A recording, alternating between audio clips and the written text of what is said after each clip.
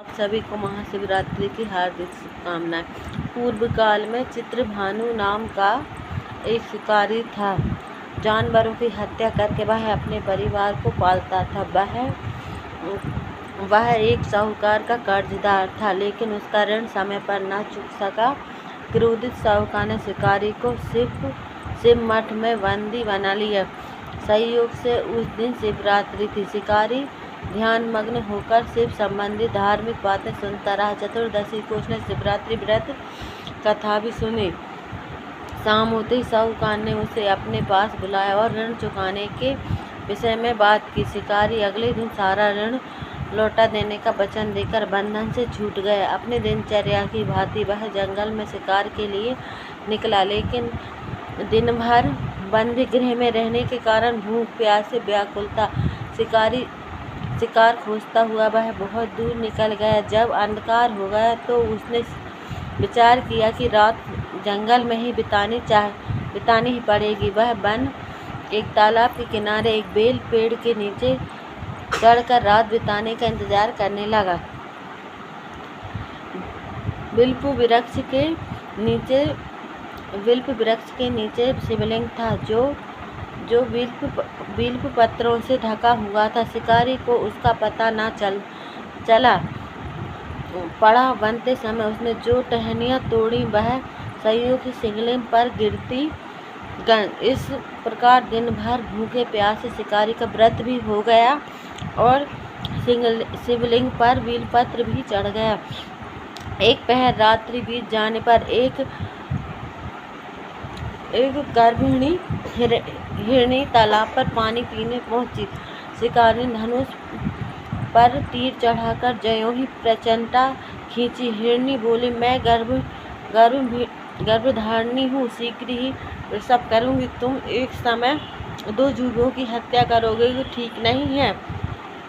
मैं बच्चे को जन्म देकर शीघ्र ही तुम्हारे समक्ष प्रस्तुत हो जाऊंगी, तब मार लेना। शिकारी ने प्रचंडा ढीली कर दी और हिरनी जंगली झाड़ियों में विलुप्त हो गई। प्रचंडा चढ़ाने तब ढीली करने के वक्त कुछ बिल्वपत्र अन्य से टूटकर शिवलिंग पर गिर गया। इस प्रकार उसने अनजाने में ही प्रथम पहर का पूजन भी संपन्न हो गया। कुछ ही देर बाद एक और हिरनी उधर से निकली। शिकारी की प्रसन्नता का ठिकाना न रहा। समीप आने पर उसने धनुष पर बाण चढ़ाया। तब उसने देखा कि हिरनी ने विनम्रतापूर्वक निवेदन किया, हे शिकारी, मैं थोड़ी देर पहले ऋतु से निर्मित हुई हूँ, कामातुर वीर हिरनी हूँ, अपने प्रिय की खोज में भटक रही हूँ। मैं अपने पति से मिलकर शीघ्र ही तुम्हारे पास आ जाऊंगी। शिकारी ने उसे भी जाने दिया। 2 बार शिकार होकर उसका माथा ठनका। वह चिंता में पड़ गया। रात्रि का आखिरी पहर बीत रहा था। इस बार भी धनुष से अलग कुछ कर बिल्वपत्र शिवलिंग पर जा गिरे। तब दूसरे पहर की पूजा भी संपन्न हो गई।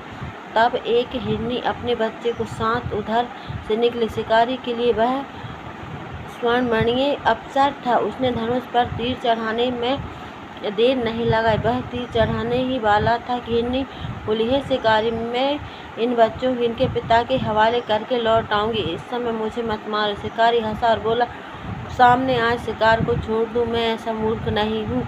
इससे पहले मैं 2 बार अपना शिकार खो चुका हूँ। मेरे बच्चे को भूख प्यास से व्यग्र हो रहे होंगे। उत्तर में हिरनी ने फिर कहा, जैसे तुम्हें अपने बच्चों की ममता सता रही है, ठीक वैसे ही मुझे भी। हे शिकारी, मेरा विश्वास करो, मैं इन्हें इनके पिता के पास छोड़कर तुरंत लौटने की प्रतिज्ञा करती हूँ। हिरनी का दुख भरा स्वर सुनकर शिकारी को उस समय दया आ गई। उसने उस मृगी को भी जाने दिया। शिकार के अभाव में वह तथा भूखा प्यासा उसे व्याकुल शिकारी अनजाने ही बिल्वपत्र पर चढ़ा बैठा। बिल्वपत्र तोड़ कर नीचे फेंकता रहा था। पाँव फटने से हुई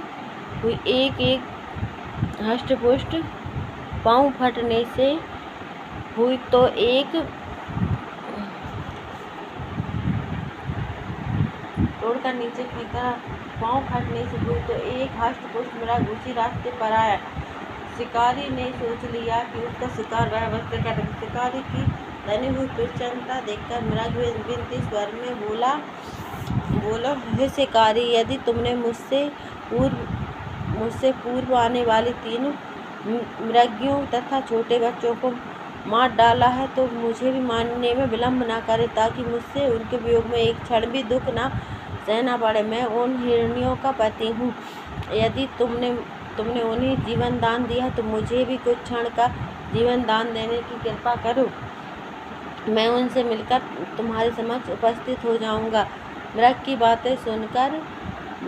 बात सुनते ही शिकारी के सामने पूरी रात का घटना चक्र घूम गया। उसने सारी कथा मृग को सुना दी। तब मृग ने कहा, मेरी तीनों पत्नी जिस प्रकार प्रतिज्ञाबद्ध होकर गई हैं, मेरी मृत्यु से धर्म को पालन नहीं कर पाई, अतः जैसे तुमने उन पर विश्वास पात्र मानकर छोड़ा, वैसे ही मुझे भी जाने दो। मैं उन सबके साथ तुम्हारे सामने शीघ्र उपस्थित होता हूँ। शिकारी ने उसे भी जाने दिया। इस प्रकार प्रातः हो गई। उपवास, रात्रि जागरण तथा शिवलिंग पर बेलपत्र चढ़ाने से अनजाने में ही शिवरात्रि की पूजा पूर्ण हो गई। पर अनजाने में ही हुई पूजन का परिणाम उसे तत्काल मिला। शिकारी का हिंसक हृदय निर्मल हो गया, उसमें भगवत शक्ति का वास हो गया। थोड़ी ही देर बाद वह मृग सह परिवार शिकारी के समक्ष उपस्थित हो गया, ताकि वह उनका शिकार कर सके। किंतु जंगली पशुओं की ऐसी सत्यता, सात्विकता एवं सामूहिक प्रेम भावना देखकर शिकारी को बड़ी गिलानी हुई। उसने मृग के परिवार को जीवन दान दे दिया। अनजाने में शिवरात्रि का व्रत पालन करने पर भी शिकारी को मोक्ष की प्राप्ति हुई। जब मृत्यु काल में यमदूत उसको जीव को लेने आए तो शिवगणों ने उन्हें वापस भेज दिया तथा शिकारी को शिवलोक ले गए। शिवरात्रि की कृपा से ही अपने इस जन्म में राजा चित्रभानु अपने पिछले जन्म को याद कर पाए तथा महाशिवरात्रि के महत्व को जानकर उसका अगले जन्म में भी पालन कर पाए।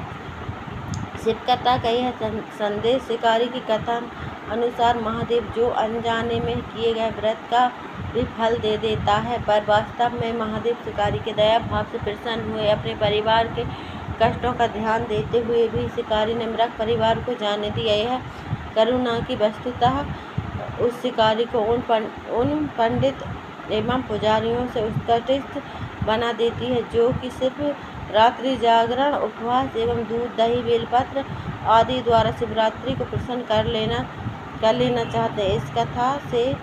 इस कथा में संपूर्ण महत्वपूर्ण बात यह है कि जिस प्रकार कथा में अनजाने में हुए पूजन पर विशेष बल दिया है, इसका अर्थ यह नहीं कि शिव किसी भी प्रकार के किए गए पूजन को स्वीकार कर लेते हैं अथवा भोलेनाथ न जाने अनजाने में हुई पूजन में भेद नहीं कर सकते। वास्तव में वह शिकारी शिव पूजन नहीं कर रहा था। उसका अर्थ यह भी हुआ कि वह किसी तरह से फल की कामना भी नहीं कर रहा था। उसने मृग परिवार को समय एवं जीवन दान दिया, जो शिव पूजन के समान है। शिव का अर्थ ही कल्याण होता है और निरीह प्राणियों को कल्याण करने के कारण वह शिव तत्व को जान पाया तथा उसका शिव से साक्षात्कार हुआ।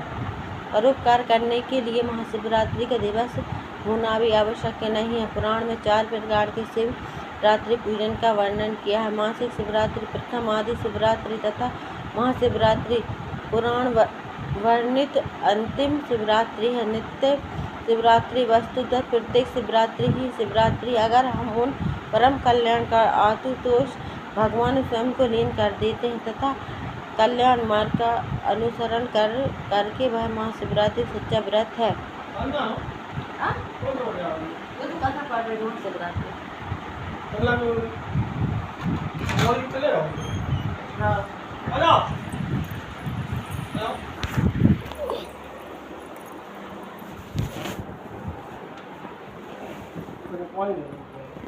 जाओ कौन लेगा। हाँ।